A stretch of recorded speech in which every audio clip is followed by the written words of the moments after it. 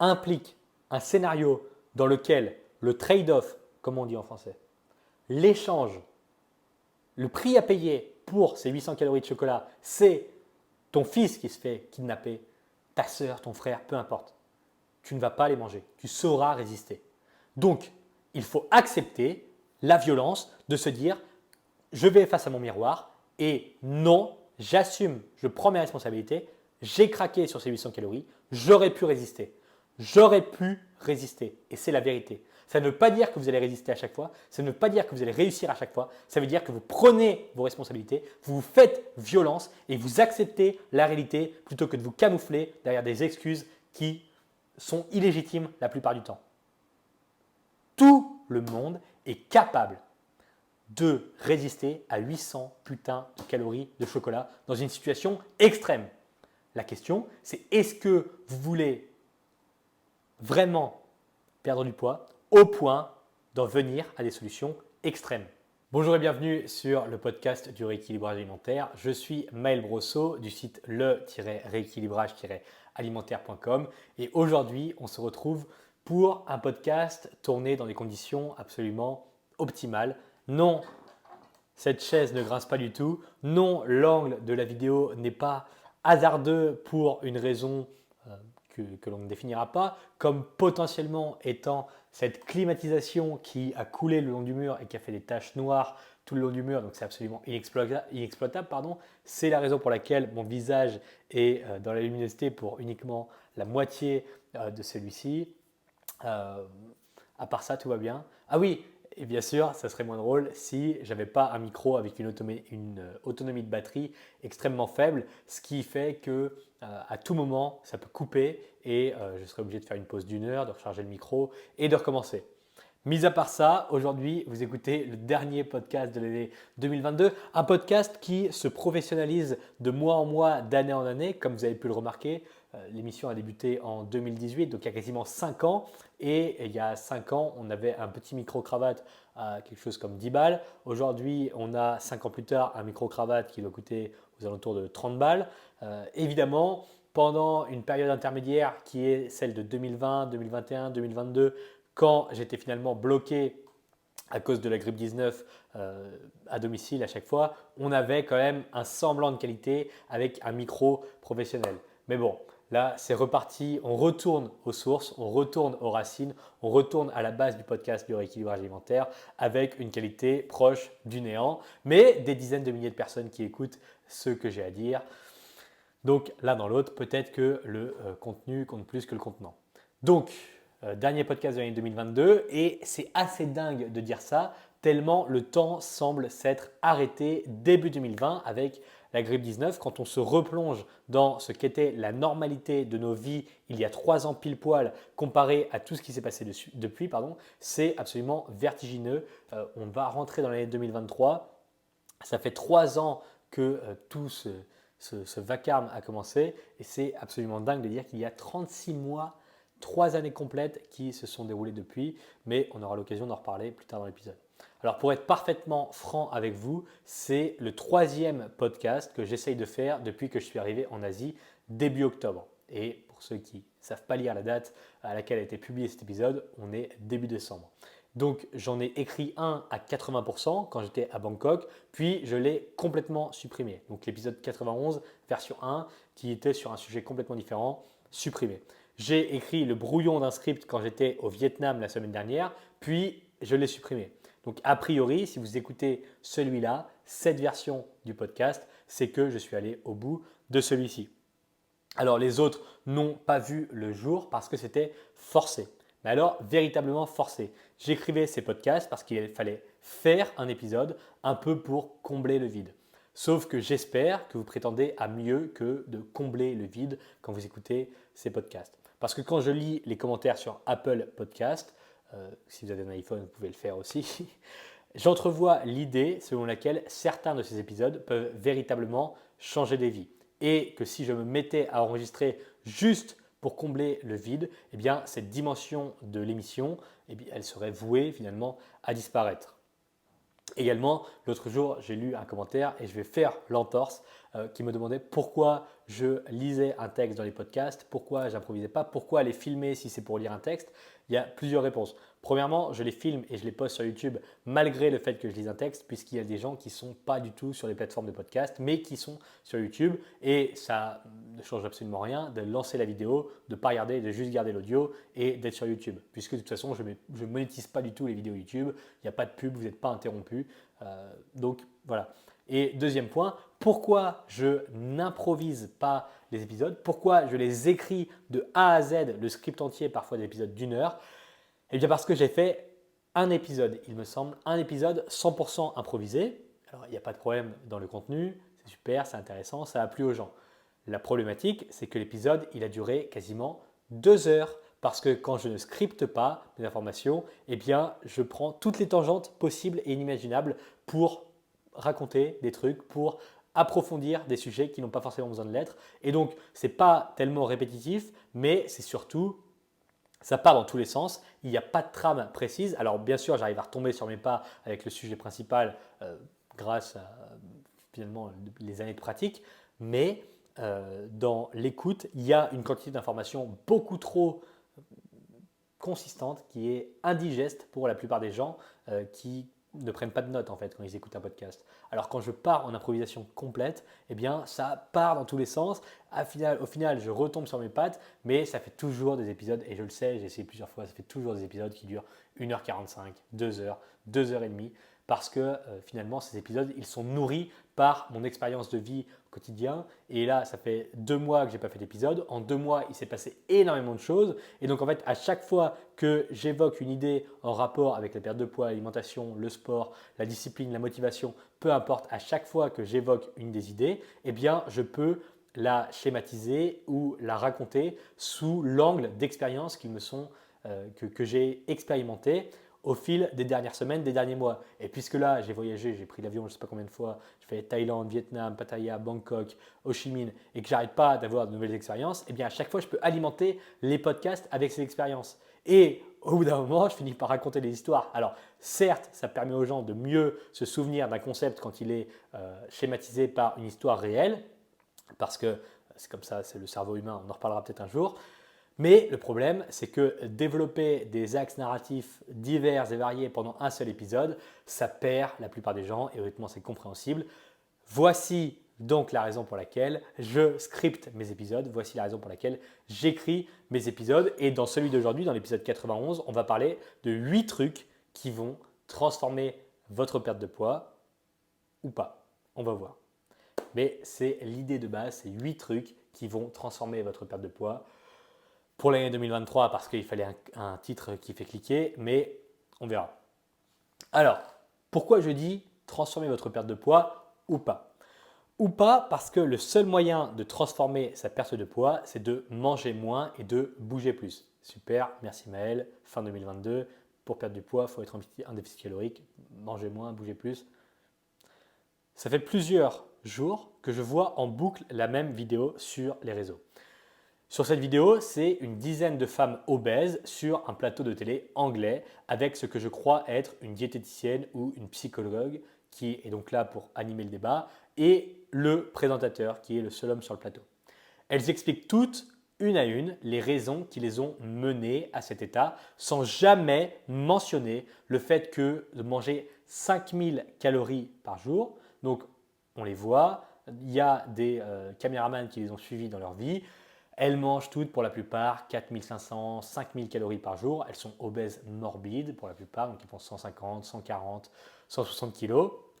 Et donc, quand elles mentionnent leur prise de poids, elles parlent tout le temps d'hormones, de génétique, de psychologie, de ce genre de choses, mais elles ne mentionnent jamais, à aucun moment, le fait qu'elles mangent 4000, 4500, 5000 calories par jour, tous les jours.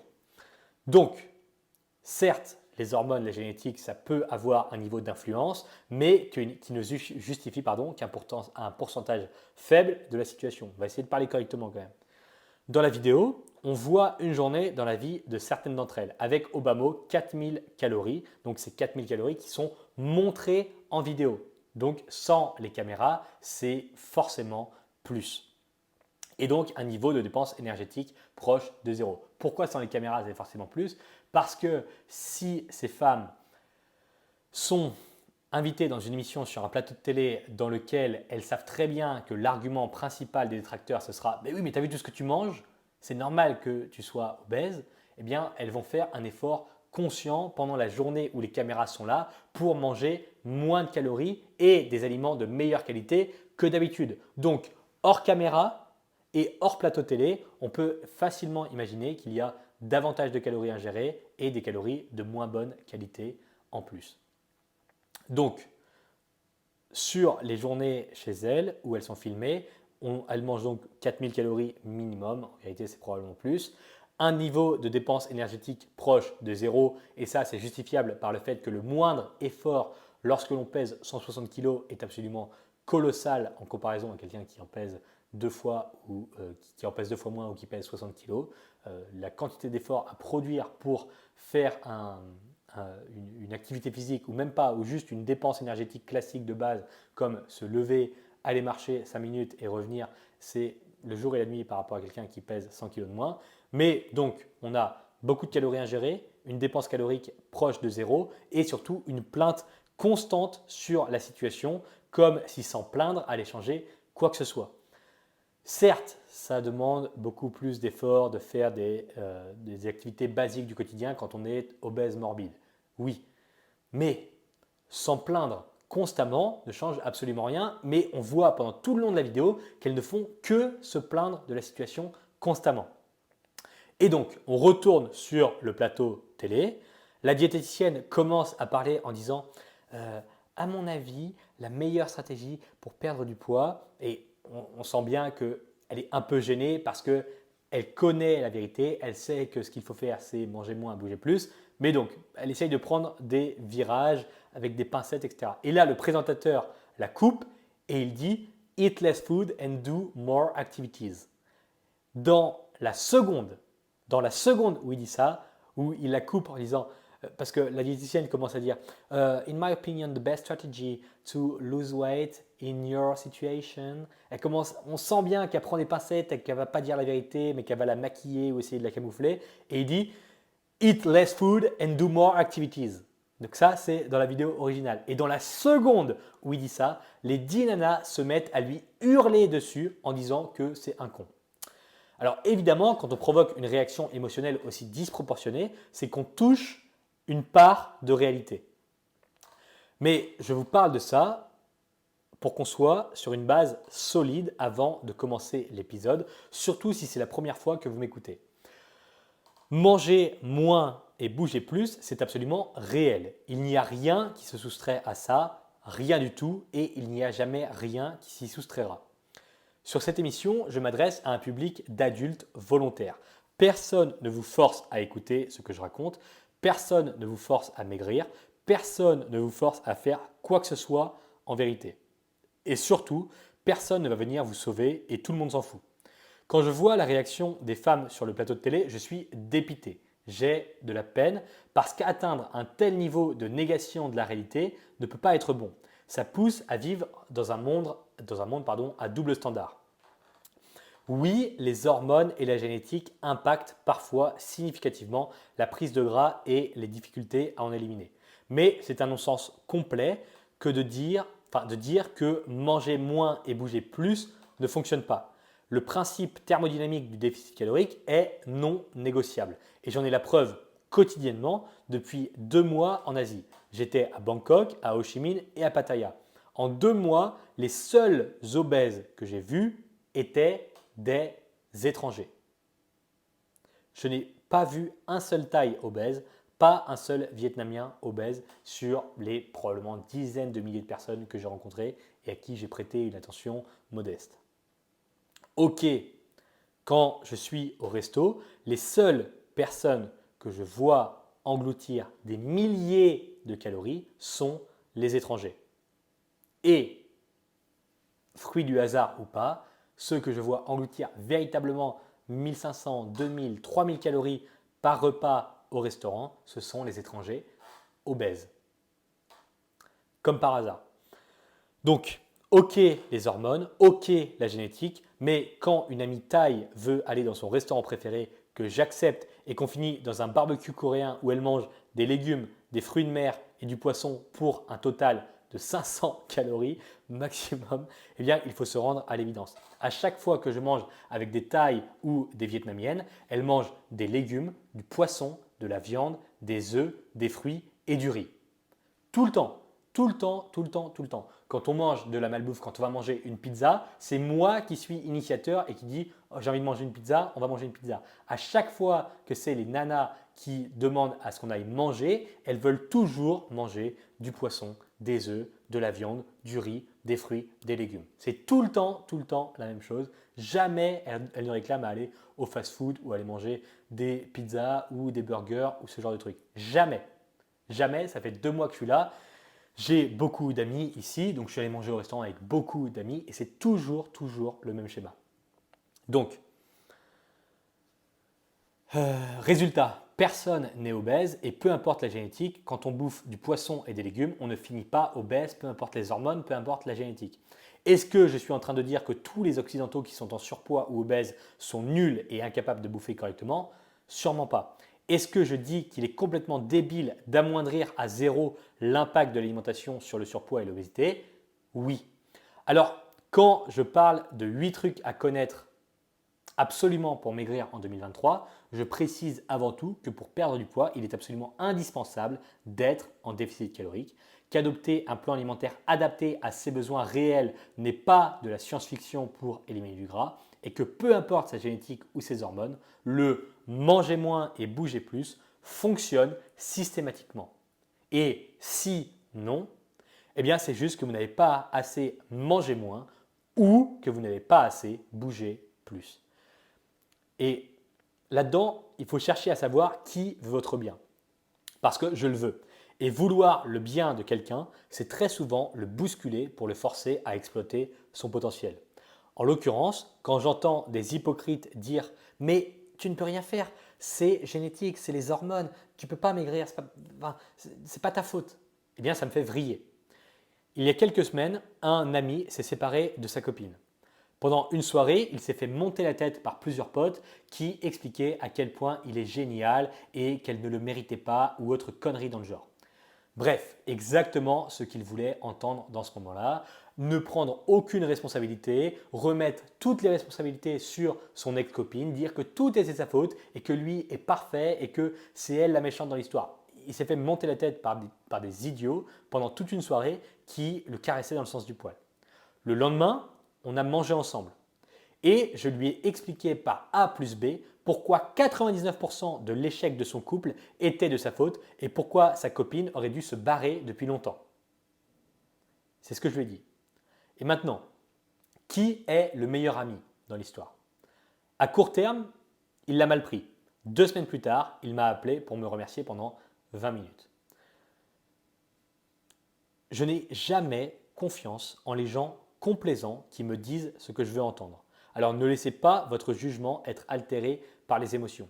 Si vous êtes en surpoids et que vous voulez maigrir, vous avez besoin d'écouter quelqu'un qui n'a pas peur de vous froisser, quelqu'un qui ne panique pas à l'idée de vous vexer à court terme parce qu'il sait pertinemment que les recommandations qu'il a à vous donner seront bénéfiques à long terme.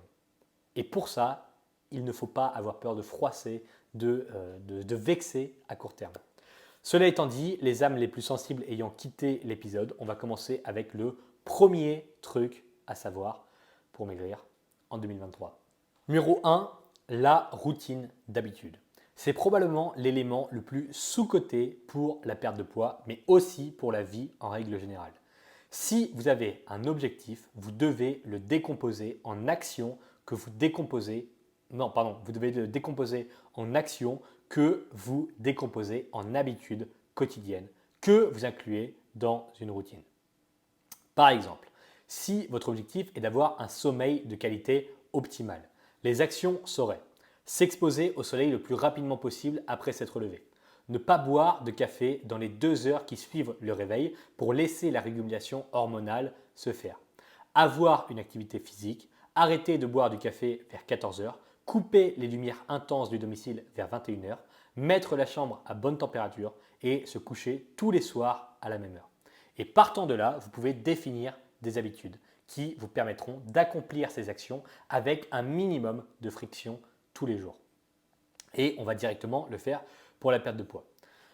Vous voulez maigrir et pour ça, il faut rester en déficit calorique. Les actions principales pour vous peuvent être, c'est un exemple, marcher 10 000 pas, manger 3 portions de protéines, manger 4 fruits, faire une séance de sport, ne pas consommer plus de 300 calories de malbouffe tous les jours. Pour les 10 000 pas, la routine d'habitude consiste à marcher 15 minutes après chaque repas. Systématiquement, les 15 minutes de marche font partie du repas désormais. Avec les pas que vous faites déjà le reste de la journée, eh bien ça garantit ça garantit quasiment que vous accomplissiez l'action des 10 000 pas tous les jours. Donc, action, c'est faire 10 000 pas. Routine d'habitude, c'est placer 15 minutes de marche après chacun des repas, ce qui va vous faire 45 minutes de marche dans la journée, ce qui va potentiellement vous mener à 6 000, 6 500 pas en fonction de votre rythme. Et ces 6 500 pas, ils sont facilement couplés aux pas que vous faites habituellement dans le reste de la journée. Donc 3 500, 4 000 pas. Vous faites donc 10 000 pas grâce à une routine d'habitude. Action, atteindre 10 000 pas. Routine d'habitude, faire 3 ou 4 fois 15 minutes de marche par jour juste après un repas. Ensuite, manger 3 portions de protéines qu'on définira comme étant de 30 grammes. Eh bien, on peut dire que vous en mangerez une par repas. Pour l'inclure dans une routine d'habitude, vous pouvez définir des indications. Par exemple, 150 g de poulet, c'est une portion. 150 g de steak, c'est une portion. 4 œufs, X grammes de fromage blanc, X grammes de poisson, etc. Et quand vous cuisinez, il n'y a plus la question de combien de porc je mange ce soir. Non, je mange une portion de protéines de porc ce soir. Pas de question, pas de doute. Et donc, ça n'est même pas un acte conscient pour perdre du poids, c'est juste une habitude ancrée dans une routine qui est je mange une portion de protéines par repas. Une portion, dans mon cas précis, ça correspond à X grammes de viande, X grammes de poisson, X grammes de produits laitiers. Donc, je ne pose plus jamais la question combien de viande je mange, c'est toujours la même portion pour pouvoir respecter ma routine d'habitude. Et donc, vous enlevez de votre tête une question parasite qui est combien de protéines je vais manger ce soir, quelles protéines je vais manger ce soir. Vous choisissez juste dans la liste et voilà, c'est fait. Vous devez manger vos 4 fruits. Donc tous les matins à 10 h, il y a une pomme maintenant, puis un autre fruit au goûter à 16 h. Vous mangez aussi 2 fruits au petit déjeuner. Habitude, routine. Maintenant, désormais, 2 fruits au petit déjeuner, un fruit à 10 h, un fruit à 16 h. Basta, tous les jours, c'est comme ça, c'est facile. Vous choisissez des fruits faciles à transporter, vous respectez votre logistique. Où est-ce que vous êtes à 16 h d'habitude? Tiens, à 16 h d'habitude, je suis à la maison. Bon, pas besoin, il me faut juste des fruits à la maison. À 10 h le matin, je suis au travail. Bon, il faut que j'emmène un fruit dans mon sac le matin. Ok, et une fois que la logistique est gérée, eh bien, votre routine d'habitude est extrêmement simple à respecter.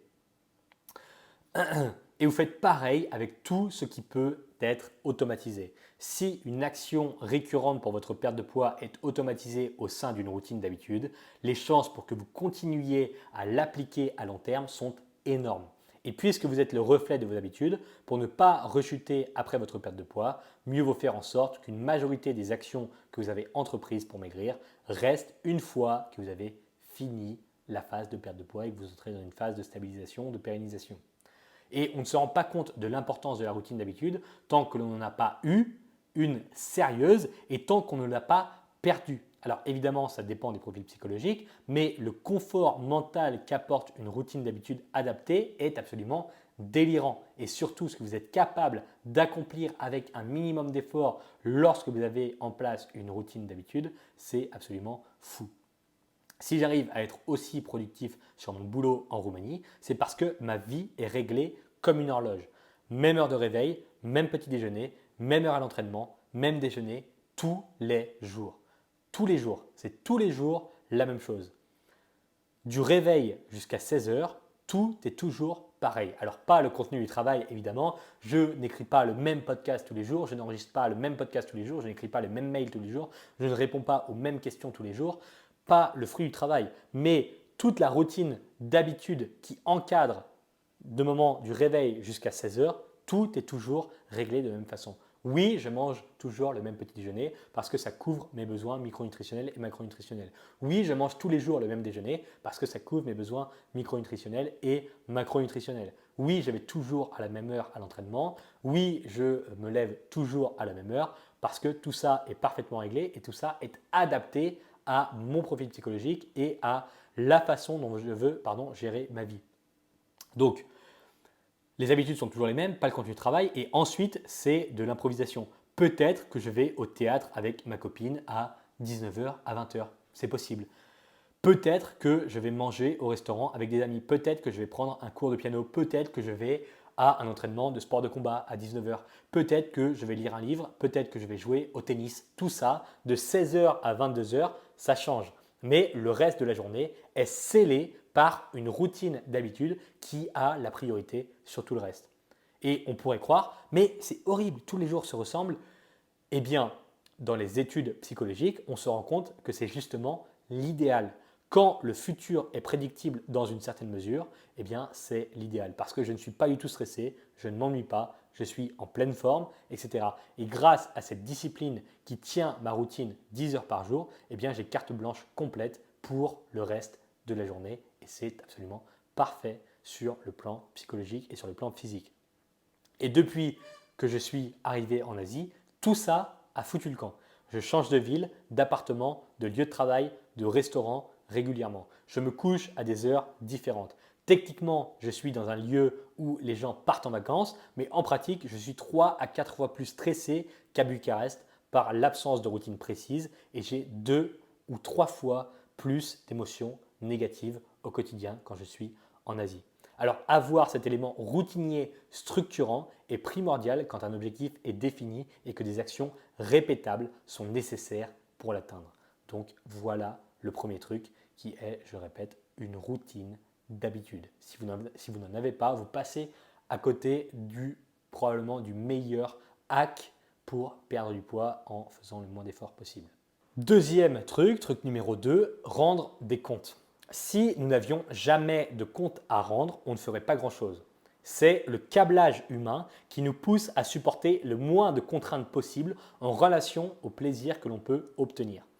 Par exemple, si vous pouvez obtenir 100 points de plaisir en supportant 60 points de sacrifice ou de contrainte, versus obtenir 60 points de plaisir en supportant uniquement 10 points de contrainte, 99% des gens prendront le second. Sauf que ça ne se passe quasiment jamais comme ça.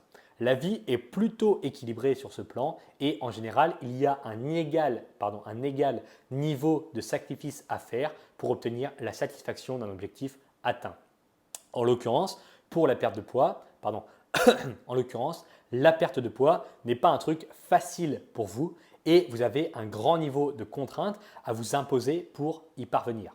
Et plus le niveau de contrainte à supporter est élevé, plus il est recommandé de rendre des comptes pour tenir votre engagement. Et c'est le deuxième truc de cet épisode. Pour maximiser vos chances de progresser, vous devez expliquer à quelqu'un ce que vous voulez faire, ce que vous devez faire et comment vous allez le faire. Puis, cette personne vous demandera des comptes régulièrement. Quand vous prenez des décisions qui vont à l'encontre de ce que vous êtes supposé faire pour maigrir, vous devez assumer les conséquences personnellement, mais également devoir les assumer auprès de quelqu'un d'autre, le justifier et cramer une cartouche. Parce que si vous refaites la même erreur une fois de plus, la justification bancale de la dernière fois ne passera pas. Et la plupart du temps, ça devient plus facile de ne pas manger le cookie que de devoir trouver une excuse bidon pour vous et la personne à qui vous rendez des comptes, histoire de finalement manger le cookie. Idéalement, vous devriez le faire avec quelqu'un qui a un objectif similaire et avec qui vous êtes suffisamment à l'aise pour ne pas vous faire de cadeaux de complaisance. Autrement dit, le faire avec quelqu'un qui va vous botter le cul. Entre novembre 2020 et juin 2021, j'ai fait ça avec un pote à Bucarest. Il devait créer un programme de formation en ligne qu'il était censé avoir terminé depuis plusieurs semaines. Pendant 7 mois, tous les jours, à la musculation, avant même de lui dire bonjour, je lui demandais alors Jean-Loup, c'est bon, la formation elle est finie? Est-ce que c'est bon? Est-ce que ça y est, c'est fini? Et tous les jours, je lui demandais ça. Il s'était engagé auprès de ses clients et de lui-même, mais il y avait un désalignement entre ce qu'il était censé faire et ce qu'il faisait vraiment. Il aurait probablement fini la formation sans ma pression quotidienne, mais sûrement beaucoup plus tard et peut-être même qu'il n'aurait pas fini. Parce que littéralement, tous les jours, je le voyais et tous les jours, ma première question avant même de lui dire bonjour, avant de lui serrer la main, c'était « c'est bon, c'est fini, c'est bon, tu as avancé hier, c'est bon, tu as avancé ce matin, ça y est, c'est terminé, c'est bon ?» Tous les jours. Alors ouais, ça fout la pression, mais, et lui, il l'a avoué de ses propres mots, c'était extrêmement positif pour sa productivité. Donc, pour votre perte de poids, la personne à qui vous rendez des comptes ne doit pas vous juger sur vos résultats, mais sur vos actions. Pas sur votre perte de poids, mais sur ce que vous faites au quotidien pour avancer. Et dans une certaine mesure, c'est ce que les membres des fiches repas rééquilibrage alimentaire font avec le tableau de suivi de progression qui est inclus dans le programme.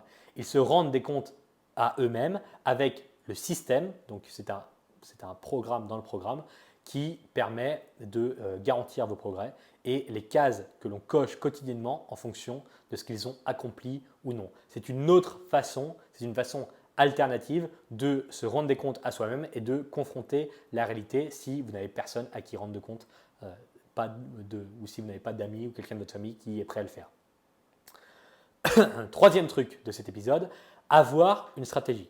Et ça paraît évident en surface, mais en vérité, ça ne l'est pas du tout. J'ai énormément de mal à prendre au sérieux les gens qui n'ont jamais de stratégie, mais qui annoncent plein de trucs. Et c'est quasiment toujours les mêmes. C'est quasiment toujours les mêmes personnes qui disent ah, moi, je vais être riche. Moi, je vais être riche. Je vais avoir plein d'argent. Ok, c'est quoi ta stratégie? Comment tu vas faire? Quel problème tu vas résoudre pour le monde? Parce que pour être riche, il faut résoudre un gros problème pour beaucoup de gens. Dans quel domaine? Quand ça? Et comment tu vas faire? Et comment, pardon. Ah ben, mais j'en sais rien, mais je sais juste que je vais être riche. Ouais, donc il ne va rien se passer du tout et tu balances ça comme tu pourrais dire, il va pleuvoir mardi midi. Et c'est ce que la plupart des gens font. Ou encore, moi je vais acheter cette voiture parce que je suis passionné. Ah, vraiment, vraiment cette voiture, je l'aurai. Je vais l'acheter, je vais l'acheter. Et ça, c'est un truc que j'ai entendu avec tellement de types. C'est typiquement masculin, ce genre de truc. Je vais acheter un truc improbable, mais il ne se passe jamais rien. Alors, immédiatement, je demande, ça coûte combien? Quand quelqu'un me dit ça, je le prends au mot. Quand un homme me dit quelque chose, qu'il m'annonce un objectif, et je dis ça en l'occurrence parce que j'en ai déjà parlé dans l'autre épisode, dans un mail. Je travaille aussi avec des hommes qui sont entrepreneurs et qui veulent atteindre certains objectifs. Donc, bref, quand un homme me dit je veux ça, je veux faire ça, mon idée de base, c'est de dire ok, il est sérieux, il veut vraiment le faire. Ce n'est pas juste une idée qui balance à l'arrache comme ça. Sinon, il ne prendrait même pas le temps de m'en parler. Ça ne prendrait même pas d'espace dans son esprit. Quand je pense à quelque chose et que je veux atteindre quelque chose et que ça prend de la place dans mon esprit et que je juge suffisamment important et pertinent d'en parler à d'autres personnes, c'est que c'est quelque chose de sérieux pour moi. Je ne vais pas juste parler d'un truc comme ça à l'arrache. Je ne vais pas dire tiens, je pense que pourquoi pas mettre un poulailler dans mon appartement. Non, ça n'a aucun intérêt, ça n'a aucun sens. Bien sûr que non, je ne vais pas le faire, donc je ne vais pas perdre de mon propre temps et du temps de mes interlocuteurs pour dire quelque chose qui est un non-sens pareil. Quand j'annonce quelque chose et quand je parle de quelque chose, c'est soit que je veux un feedback parce que cette chose-là est potentiellement dépasse mes capacités du moment et je veux de l'aide de quelqu'un d'autre, soit c'est pour essayer d'échanger à ce sujet avec quelqu'un d'autre. Donc, quand un type me dit ça, je dis ok, ça coûte combien? Tu veux ta bagnole? Très bien, ça coûte combien? 45 000 euros. Ok, combien tu gagnes? Combien tu gagnes? Comment tu vas la financer? Quel est le prix de l'assurance? Combien de kilomètres tu vas rouler par an? Et j'enchaîne comme ça avec une dizaine de questions pour lesquelles la réponse est honnêtement trouvable en moins de 5 minutes sur Internet et pour lesquelles les réponses devrait sortir du tac au tac pour quelqu'un qui dit « Ah, je suis vraiment passionné, je veux vraiment acheter cette bagnole, c'est la bagnole de mes rêves ». Tu devrais avoir les réponses à ces dizaines de questions que je pose immédiatement.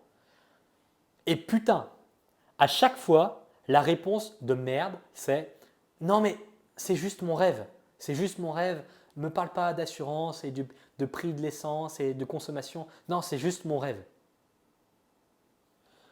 Sans déconner, en 2022, ton rêve, c'est une bagnole à 45 000 euros, tu gagnes 2 200 euros par mois et il n'y a pas une seule seconde où tu te dis, toi, le grand passionné, je vais faire en sorte d'accomplir mon rêve, soit en travaillant plus, soit en le finançant avec de l'épargne pendant quelques années, ou quoi que ce soit d'autre.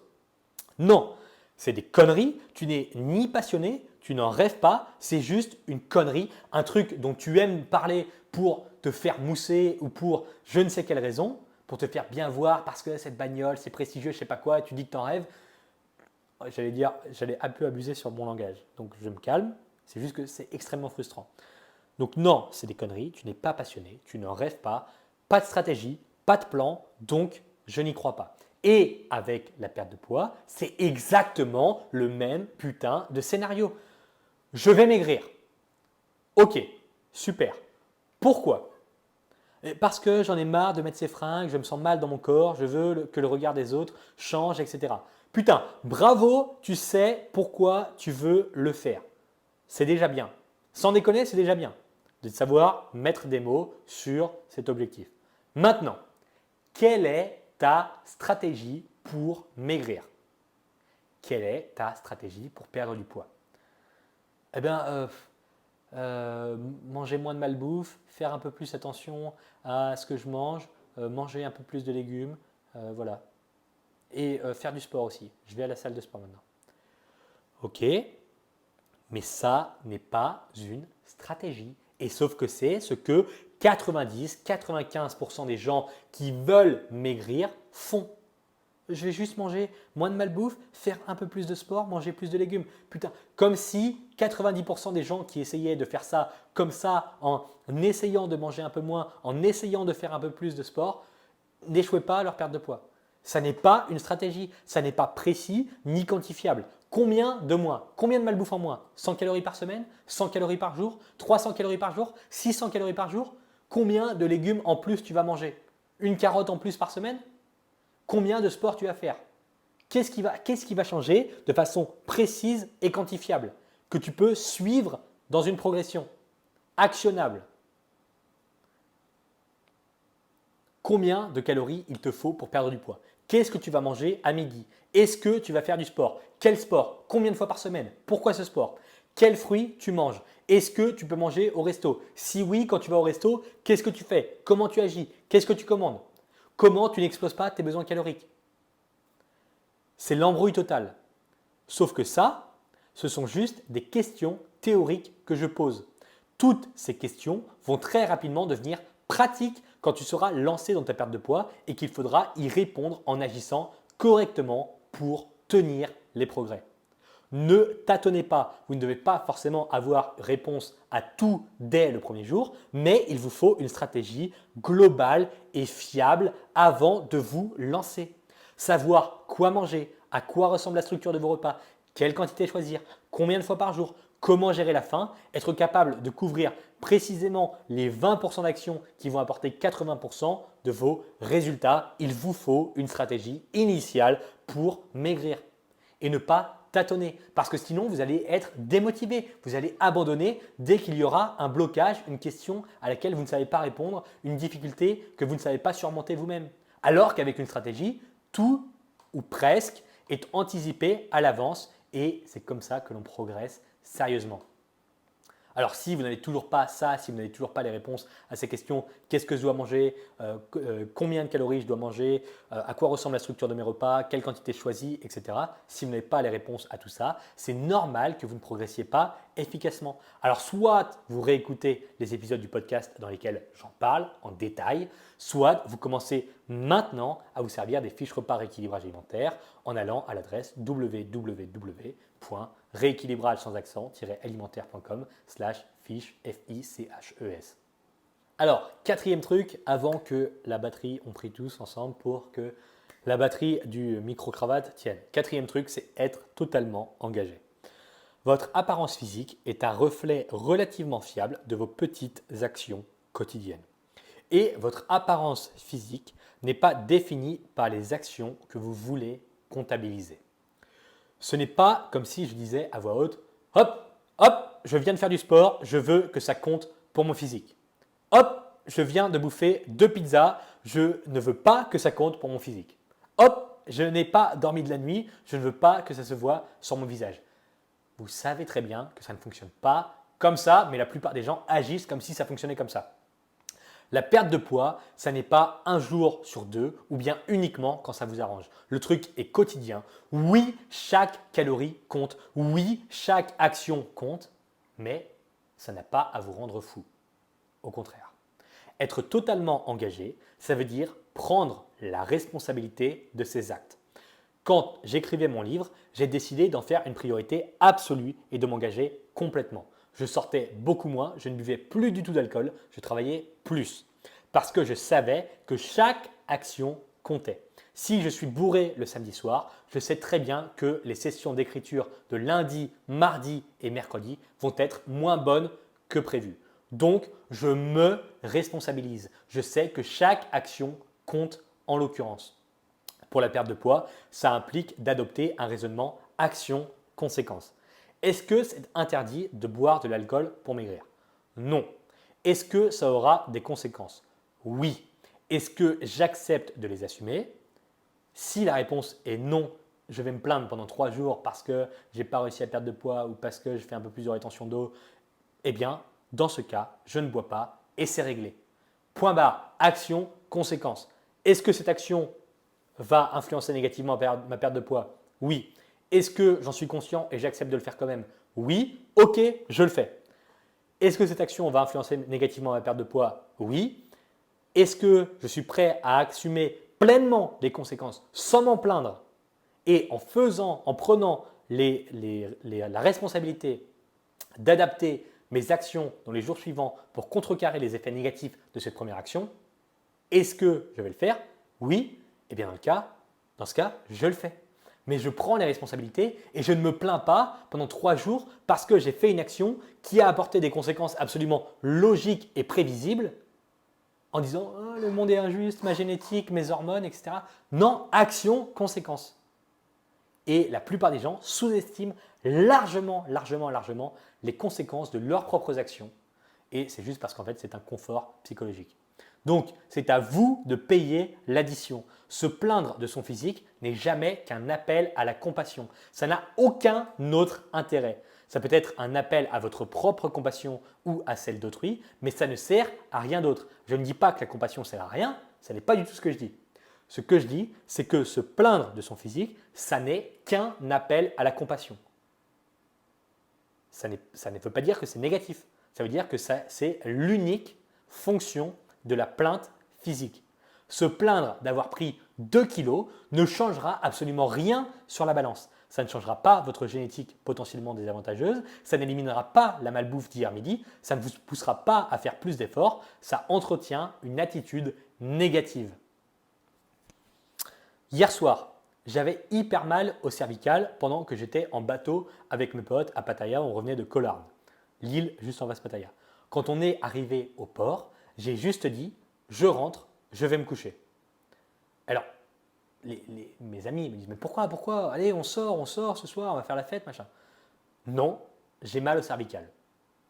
Point. Je n'ai pas demandé de compassion ou à ce qu'on me plaigne, puisque ça ne sert à rien du tout. Ça n'aura absolument aucun impact sur la douleur. Alors j'ai fait le seul truc utile, aller me coucher. J'avais mal toute la journée, j'avais mal dans le bateau. À aucun moment, je lui ai dit non, j'ai mal au cervical, ah là là, je souffre terriblement, quelle douleur atroce. Non, ça ne sert à rien. Ça n'apporte aucune information pour les autres. Alors peut-être, oui, ça aurait pu être utile si jamais j'ai des potes qui ont l'habitude de me prendre par les épaules et de me secouer, qui auraient empiré la situation. En l'occurrence, ça va. Je sais être vigilant et je sais à peu près anticiper quand un idiot me saute dessus pour me secouer. Ok, mais à part ça, j'en ai pas parlé parce que ça ne sert à rien. Ça engendre pas des émotions, mais ça engendre une dynamique négative. Genre, ah putain, il est chiant l'autre, avoir mal au cervical, machin. Je le garde pour moi. Ça ne changera rien. Ça ne va pas atténuer la douleur, le fait que j'en ai parlé aux autres. Personne ne va me donner une solution miracle pour soulager mes cervicales que je n'aurais pas pu penser par moi-même. Donc, je la ferme. Quand on arrive, je dis, je vais me coucher. Mais pourquoi on sort? Non, j'ai mal au cervical, salut. Point barre. L'engagement total pendant votre rééquilibrage alimentaire, c'est assumer le rôle du capitaine de votre navire, puisque vous êtes littéralement lié à celui-ci. Si le bateau coule, vous coulez avec. Si vous avez le choix entre manger la moitié de la pizza ou la pizza entière, c'est à vous de le faire et d'en assumer l'entière responsabilité. Et la plupart des gens doivent avoir une discussion avec eux-mêmes sur le rôle qu'ils décident d'avoir dans leur vie. Il y a 20 000 trucs qui m'intéressent plus que d'enregistrer ce podcast. Sans déconner, je préférerais jouer aux échecs. Je ne sais pas, en ce moment, j'ai une addiction aux jeux d'échecs, je passe mon temps à jouer aux échecs. Là, oui, je préférerais jouer aux échecs. Je préférerais aller marcher sur la plage, qui est à 200 mètres, même pas, 150 mètres. Je préférerais faire ça. Je préférerais rejoindre mes amis en terrasse. Je préférerais faire une sieste. Je préférerais lire un livre de Dostoïevski. Je préférerais regarder une vidéo YouTube ou un film. Je préférerais appeler ma sœur en France parce qu'on est dimanche et qu'elle ne travaille pas et je pourrais l'appeler et discuter avec elle.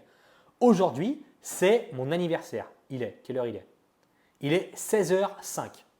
Je suis en train d'enregistrer un podcast parce que c'est ce qui est prévu aujourd'hui. Rien à foutre des éléments extérieurs, on est dimanche après-midi, j'enregistre mon putain de podcast et basta, c'est tout.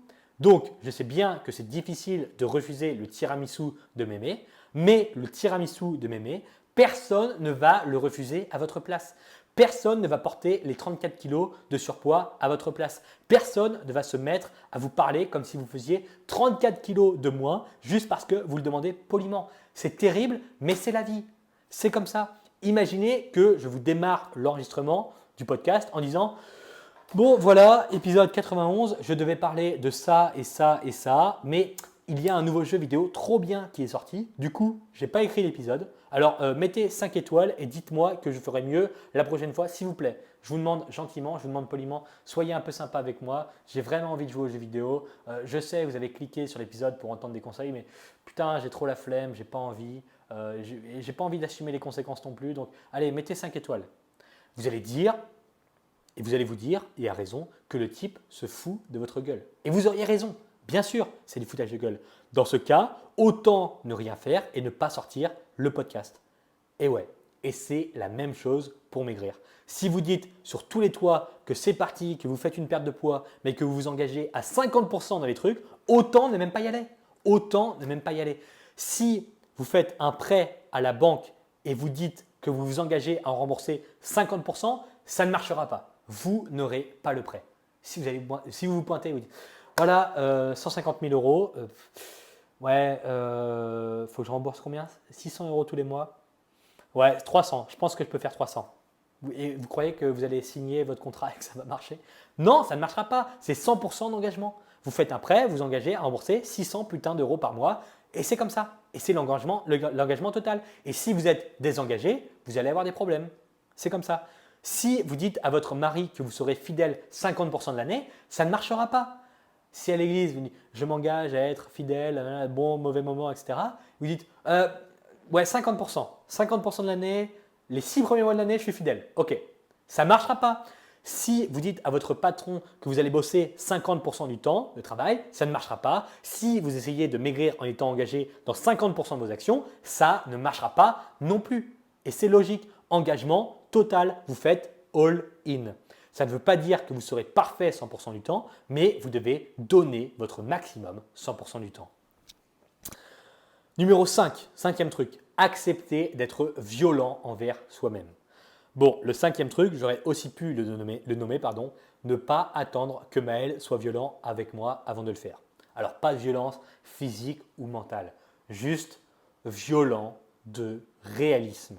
Et c'est exactement ce que je fais avec le rééquilibrage alimentaire, en podcast ou dans mon bouquin plus particulièrement, parce qu'il y a de la place pour la nuance. Jusqu'en début de semaine dernière, j'ai été nul. Maël Brosseau, été nul. Et si j'étais mal poli, je dirais que j'ai fait de la merde pendant 3 semaines. Et si j'étais mal poli et honnête avec moi-même, je dirais que j'ai fait de la merde pendant 5 semaines. En arrivant à Bangkok, j'ai totalement perdu le contrôle de la situation. Et j'assume. J'ai plein d'amis ici, en Asie, à Bangkok. J'ai accepté toutes les sollicitations ou presque. J'ai bu trop l'alcool. Je suis beaucoup trop sorti. Je n'ai pas assez dormi. Je n'ai pas assez travaillé. Vraiment nul. Nul. Mais je me trouvais des fausses excuses. Des excuses faciles. Du style « Oh ça va, on est en novembre, tu as bossé comme un fou toute l'année. » Et je me disais ça. Ou alors « Oh c'est bon, tu peux bien profiter un peu. Tu peux bien profiter un peu. On a eu le Covid pendant 2 ans, tu n'as pas voyagé en Asie, tu n'as pas vu tes potes d'Asie tes amis d'Asie pendant 2 ans, ça va, tu peux bien profiter un peu. » Et j'ai été mou avec moi-même. J'ai été bien plus mou que ce que je méritais. D'abord parce que bosser comme un fou ne m'autorise absolument pas de devenir débile pendant 5 semaines. Premier point. Et ensuite parce que profiter un peu n'est pas du tout le qualificatif adapté pour décrire ces 5 semaines. Mais il y a une dizaine de jours, j'ai tout repris en main. Après avoir passé 6 jours au Vietnam avec une amie où pour le coup j'ai travaillé au maximum 2 heures par jour, et encore je suis généreux, eh bien j'ai décidé d'être à nouveau violent. J'ai décidé d'être à nouveau violent avec moi-même parce que c'est extrêmement important de l'être. J'ai complètement stoppé l'alcool, j'ai décidé de me coucher à nouveau avant 22 heures, de me lever à 6 heures, de recommencer à travailler 9 heures, 10 heures par jour, bref, à faire ce que je suis censé faire. Et quand je me regarde dans un miroir, je sais que je suis encore un peu trop doux avec moi-même, mais que je suis quand même sur la bonne voie. Alors, comment vous devez être plus violent, et comment doser? C'est simple. S'il y a un trou entre ce que vous voulez être et ce que vous êtes aujourd'hui, vous méritez d'être plus violent avec vous-même. Par exemple, la personne que je veux devenir a un rythme de vie qui lui permet de travailler intensément 9 heures par jour. Elle a des habitudes de vie qui assurent sa bonne santé, un physique athlétique, un sommeil de qualité, etc. Pendant 5 semaines, il y avait un écart énorme entre cette personne et celle que j'étais. Dans le cas où vous avancez jour après jour et petit à petit pour réduire cet écart, ça va. Mais si rien ne bouge, vous devez vous faire pression, vous devez vous faire violence. Si la personne que vous voulez devenir pèse 56 kg, mange sain, est bien dans son corps, fait du sport, se couche tôt, continue à profiter de sa vie sociale, etc., mais qu'aujourd'hui vous faites 87 kg, vous complexez sur votre physique, vous restez allongé sur le canapé, vous traînez sur votre portable jusqu'à 2 heures du matin, il y a un écart énorme entre la personne que vous voulez être et la personne que vous êtes en pratique dans vos actions au quotidien. Et vous devez le souligner, puis agir pour réduire ce trou, réduire cette différence jusqu'à l'éliminer complètement. Maintenant, pourquoi la plupart des gens n'y arrivent jamais? Eh bien, ils n'y arrivent jamais par manque de violence. Violence qu'on pourrait traduire comme étant de l'exigence envers vous-même. Et pourquoi la plupart des gens ne le sont pas? Parce qu'ils se sous-estiment, comme vous le faites très certainement. Et c'est trop simple de se sous-estimer. Je veux que vous arrêtiez de le faire. Vous êtes capable de beaucoup plus que ce que vous pensez. Et je prends l'exemple extrême qu'on pourra me reprocher, mais au cas où vous ne l'auriez pas encore remarqué, j'en ai rien à foutre puisque je dis tout ce que je veux sans filtre dans cet épisode, dans cette émission. Alors parfois, quand j'ai la flemme de bosser et que je me convainc qu'il ne faut pas le faire parce que ma flemme est légitime, ou bien que j'ai la flemme de m'entraîner et que je me convainc que je mérite un jour de repos alors que ce n'est pas le cas, eh bien j'essaye de voir si mon cerveau m'arnaque. Et je passe un deal. Si je ne vais pas m'entraîner, quelqu'un va tuer mon frère maintenant. C'est ce que je fais. Si je ne vais pas m'entraîner, quelqu'un va tuer mon frère maintenant. Alors, est-ce que je suis vraiment incapable de m'entraîner? Est-ce que j'ai vraiment la flemme? Est-ce que c'est vraiment indispensable de reporter à demain? Si je le fais, si je ne m'entraîne pas, si j'ai la flemme, si je reporte à demain, si je ne me fais pas violence, quelqu'un va tuer mon frère. Alors pas vraiment, mais c'est le deal que je passe. Et dans l'éventualité extrêmement improbable dans laquelle ça arrive et que mon frère se fait tuer parce que je ne me suis pas entraîné, je m'en voudrais toute ma vie. C'est impossible. Je n'arriverai même pas à vivre avec ça. Donc, est-ce que finalement c'est trop difficile de m'entraîner? Si quelqu'un est actuellement en train de menacer mon frère avec un flingue sur la tempe et qui dit soit tu t'entraînes, soit je le tue, est-ce que je suis incapable physiquement de m'entraîner? Non, non, j'ai juste sous-estimé mes capacités. J'ai sous-estimé mes capacités physiques. Oui, je suis capable de m'entraîner et probablement que oui, je suis capable de faire un entraînement très intense, même si j'ai la flemme. C'est juste que je me sous-estime. Si je mange ces 800 calories de chocolat, quelqu'un va tuer ma sœur. Quelqu'un va kidnapper ma sœur. Si je mange maintenant, si je mange les 800 calories de chocolat, quelqu'un va kidnapper ma sœur. Alors, est-ce que ce craquage alimentaire est vraiment incontrôlable? Est-ce que c'est vraiment impossible pour moi de ne pas manger ces 800 calories de chocolat? Est-ce que c'est un craquage psychologique intenable? Est-ce que j'en suis incapable? Est-ce que je suis incapable de résister? Sachant que si je ne résiste pas, si je le mange, quelqu'un kidnappe ma sœur. Non, mon cerveau m'arnaque, je me sous-estime, je me laisse contrôler par des émotions que je peux maîtriser. Je peux refuser 800 calories de chocolat si quelqu'un menace de kidnapper ma sœur dans la situation où je mange les 800 calories de chocolat. Oui, non, ça n'est pas un craquage incontrôlable. Ça n'est pas incontrôlable. Ça n'est pas incontrôlable. Je sous-estime mes capacités, c'est tout. Alors oui, ce n'est pas politiquement correct de dire ça, mais non, tu ne te rends pas compte, il y a des gens, ils ne peuvent pas se contrôler. Putain, si on dit que si tu manges les 800 calories, on va kidnapper ton fils, on va kidnapper ta fille, si tu manges les 800 calories, tu sais ne pas le faire. Tu peux ne pas le faire. Oui, mais tu ne comprends pas, les émotions, ça ne marche pas comme ça, ce n'est pas la vraie vie, parce que ce n'est pas la vérité, on ne veut pas vraiment kidnapper ton fils. Imagine avec ton cerveau, imagine un scénario dans lequel si tu bouffes ces 800 calories, un truc terrible va arriver à ton fils, à un proche.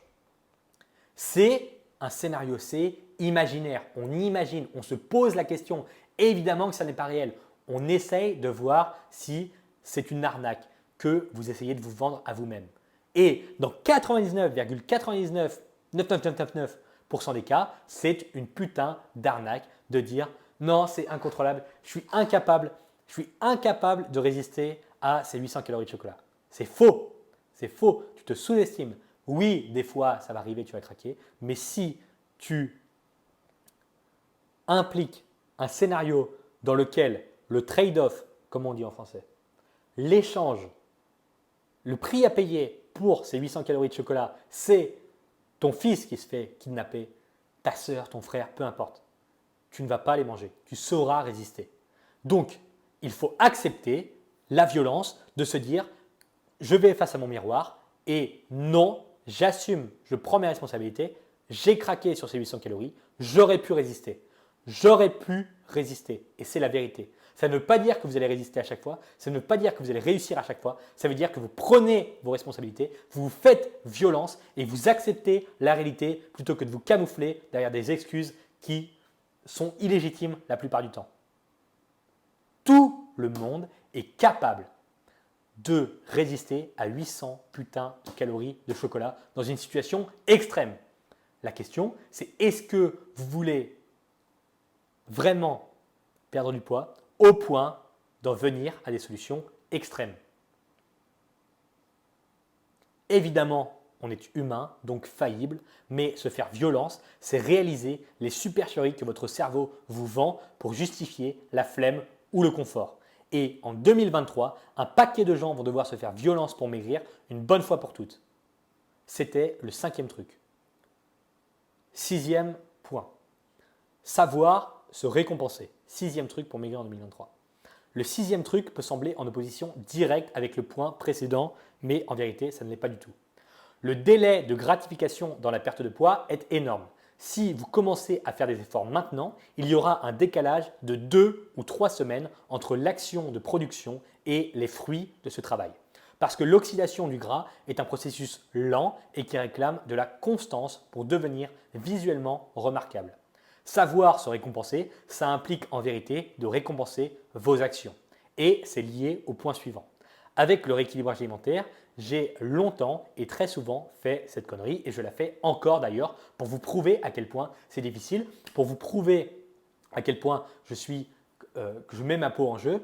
Oui, la plupart des conseils que je vous donne sont difficiles. Oui, c'est difficile pour moi de les appliquer aussi. Mais le but, c'est d'y arriver et le but, c'est surtout d'essayer de faire votre maximum. Par exemple, récompenser les résultats, ça serait si ce podcast fait 23 000 écoutes, je vais voir ce concert de piano lundi prochain. Ça, c'est récompenser les résultats.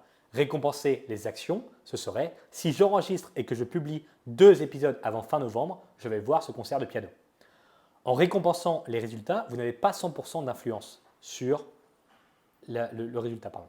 En récompensant les résultats, vous n'avez pas 100% d'influence. En récompensant les actions, ça ne dépend que de vous. Vous méritez complètement la récompense dans ce cas. Pour la perte de poids, votre récompense ultime, c'est un résultat, à savoir l'atteinte de votre objectif physique. Mais avant d'y arriver, vous devriez fixer des objectifs d'action intermédiaires. Par exemple, manger 100 grammes de protéines par jour pendant 20 jours de suite, ça ne dépend que de vous. C'est de l'action, mais ça joue en faveur du résultat final. Marcher 8000 pas par jour pendant 30 jours de suite, etc. Et ces actions sont quantifiables relativement facilement. Vous pouvez cocher une case tous les jours. Et si vous y arrivez, vous achetez, je ne sais pas, ce bracelet ou vous offrez 45 minutes de massage à domicile ou je ne sais pas quoi, peu importe. Puis, dans ces petits objectifs sous-catégorisés, vous pouvez en inclure de plus gros avec des récompenses que vous désirez vraiment. Et ne sous-estimez pas le truc. C'est vraiment motivant d'avoir une carotte autre que je vais enfin peser 56 kilos. Surtout quand on prend en compte l'aspect d'inertie que ce genre d'objectifs intermédiaires d'action peuvent créer pour votre progression. Et ne faites pas comme moi, ne vous arnaquez pas. J'ai essayé de le faire régulièrement, mais à chaque fois, je rajoutais des trucs à faire au dernier moment ou bien je faisais l'impasse sur la récompense comme si mon cerveau allait l'oublier. Donc non, soyez fiable avec vous-même et mettez en place des récompenses d'action pendant votre perte de poids. Pas juste la récompense finale de dire « Ouhou, j'ai atteint mon poids idéal, super, voilà, c'est ma récompense ». Mais non, par exemple, vous dites « Ok, pendant les 30 prochains jours, je m'engage à manger 100 grammes de protéines par jour, tous les jours. Et si j'y arrive, si je coche ma petite case tous les soirs parce que j'ai mangé mes 100 grammes de protéines, ça joue en faveur de ma perte de poids. Et si j'y arrive, je m'offre, j'en sais rien, vous offrez ce que vous voulez, un bracelet, vous offrez un massage, vous offrez une journée au spa, vous offrez ce que vous voulez. Peu importe, vous récompensez vos actions qui jouent en faveur de votre perte de poids. Et comme ça, vous entretenez un cercle vertueux d'actions qui jouent en faveur du résultat que vous voulez obtenir. Numéro 7, septième truc, c'est se focaliser sur l'action et pas sur les résultats. Donc, le septième truc que vous devez connaître et faire pour maigrir en 2023, c'est de dépenser votre énergie sur l'action et uniquement l'action. On en a déjà parlé à de nombreuses reprises sur cette émission. Le monde se divise en deux parties grossières. Ce que vous contrôlez et ce que vous ne contrôlez pas directement. Si ce matin, vous ne rentrez pas dans un pantalon de taille 40, vous ne pouvez pas rentrer dans ce pantalon à midi. C'est hors de votre contrôle direct. Si en vous pesant à 10 heures, vous faites 85 kg alors qu'il y a 3 jours, vous en faisiez 84, ça ne sert à rien de s'énerver. C'est hors de votre contrôle direct pour la journée. Tout à l'heure, en fait c'était hier, mais bon, peu importe. On va dire que c'était tout à l'heure. Tout à l'heure, on n'avait pas de nouvelles d'un ami depuis hier soir, quand on s'est quitté à la soirée. Je n'ai pas commencé à paniquer. C'est hors de mon contrôle. Il ne répond pas aux messages sur Telegram ni aux appels. J'ai juste attendu quelques heures. Toujours pas de nouvelles. Je suis allé voir à son hôtel. Il n'était pas là, mais la réceptionniste m'a dit qu'il était repassé par sa chambre il y a 30 minutes. Si il n'était pas repassé, je serais juste allé calmement au poste de police qui aurait pu me renseigner. À aucun moment, je n'ai stressé ou perdu mon calme. Cet ami, on l'avait quitté la veille au soir à 23 heures. Il était, je ne sais plus, 15 heures ou 16 heures quand j'ai été voir la réceptionniste. Entre-temps, depuis 10 heures le matin, il ne répondait pas aux messages. Il n'était pas à l'hôtel. On savait, parce que j'ai un autre ami à cet hôtel-là, on sait qu'il n'a pas dormi à l'hôtel. Qu'est-ce qui s'est passé? Qu'est-ce qui a pu se passer au pire? Et quelle est la meilleure décision à prendre dans ce cas-là? Est-ce que c'est de retourner toute la ville et de paniquer et de chercher partout? Non, ça aurait été d'aller au poste de police, ils auraient pu nous renseigner. S'il ne l'avait pas trouvé, on sait dans quelle zone il était, il n'a pas pu partir bien loin de Pattaya. Donc bref, au final, personne n'a perdu son calme. Et vous devez faire la même chose pour votre perte de poids. Ne surtout pas gaspiller votre énergie, votre calme, votre concentration pour des éléments qui sont hors de votre contrôle direct. Tout ça doit être investi dans vos actions immédiates qui pourront influencer les résultats. Vous ne pouvez pas décider du poids précis que vous ferez en montant sur la balance dans 30 minutes, mais vous pouvez faire en sorte de peser un poids précis sur la balance dans 8 mois si vous agissez dans la trajectoire cohérente d'ici là. Et les leviers actionnables, c'est je vais suivre telle structure de repas, je fais faire ceci et cela tous les jours, je ne vais pas manger plus de 400 calories de malbouffe, etc., etc. pour perdre mes 12 kilos au final. Donc, c'est concentrer votre énergie sur des actions physiques que vous pouvez faire tous les jours, quotidiennement. Et vous concentrez vos efforts sur les actions en faisant bouger le gouvernail grâce aux données de mesure que vous prenez au fil des semaines. Si votre poids ne bouge pas assez vite, vous avez une donnée à exploiter pour apporter du changement dans vos actions. Si vous avez constamment faim, c'est le résultat d'actions mal calibrées que vous devez réajuster, etc. Mais l'idée à retenir impérativement, c'est la séparation entre ce que vous contrôlez à 100% et ce que vous ne contrôlez pas. Et le meilleur moyen d'avoir une vie horrible, c'est d'essayer de contrôler ce qui ne peut pas l'être et de réagir émotionnellement à ça. Donc prêtez-y attention en 2023 en l'occurrence. Le 8e et dernier truc, vous le contrôlez. Pour l'année 2023, vous pouvez arrêter de vous improviser professionnel de la perte de poids et laisser quelqu'un d'autre gérer vos progrès. Au hasard, quelqu'un qui le fait depuis 8 ans et qui a permis à 3500 personnes de maigrir sans rechuter. L'idée des fiches repas rééquilibrage alimentaire qui existent depuis presque 2 ans, c'est de vous libérer l'esprit, de vous libérer des contraintes inutiles, des doutes, des mauvaises pratiques pour que vous puissiez faire all-in sur la pratique. Je gère la théorie, je gère la structure des repas, vos besoins, je gère tout. Vous avez juste à choisir ce que vous voulez manger en vous servant des fiches, à respecter les quantités adaptées à vos besoins réels qui sont pris en compte dès le premier jour dans le calcul. Puis, à maigrir. Non seulement on a plus de 3000 personnes qui s'en servent, mais en plus, le truc fonctionne et a passé l'épreuve du temps. Si les fiches ne fonctionnaient pas, ça n'aurait pas duré 2 ans. Je ne recevrais pas des témoignages de réussite quotidiennement. Il n'y aurait pas eu 150 personnes qui les auraient achetées le mois dernier, puis 140 personnes ce mois-ci. Il y a de grandes chances pour que vous ayez déjà vu la page des fiches. C'est statistique par rapport au nombre de personnes qui écoutent le podcast et le nombre de dizaines de milliers de personnes qui ont vu la page des fiches, c'est statistique. Mais pour une raison que j'ignore, vous avez repoussé la commande des fiches repas équilibrage alimentaire. Maintenant, le début de l'année 2023, c'est probablement la meilleure raison que vous aurez pour un moment, pour acheter et vous servir des fiches repas. Alors commencez à vous servir des fiches repas équilibrage alimentaire maintenant et envoyez-moi votre témoignage de réussite de perte de poids dans 6 mois. Vous n'êtes pas obligé de me croire, mais il y a forcément, et en vérité, il y a des gens qui, 6 mois auparavant, en juin 2022, en juillet 2022, ont acheté les fiches repas équilibrage alimentaire en m'entendant dire « achetez les fiches, remerciez-moi dans 6 mois ».